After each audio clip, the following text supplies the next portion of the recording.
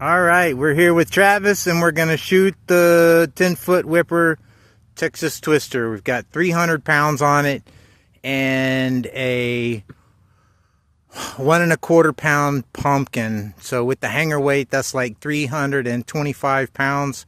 So that's a big mass ratio. That's going to have a lot of energy in it.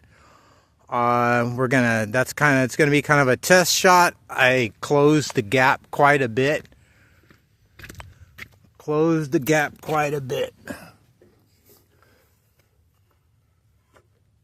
And we'll see what happens. Going sideways.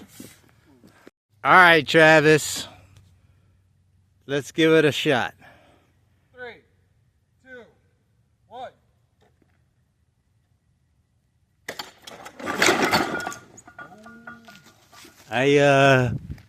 I didn't even see it.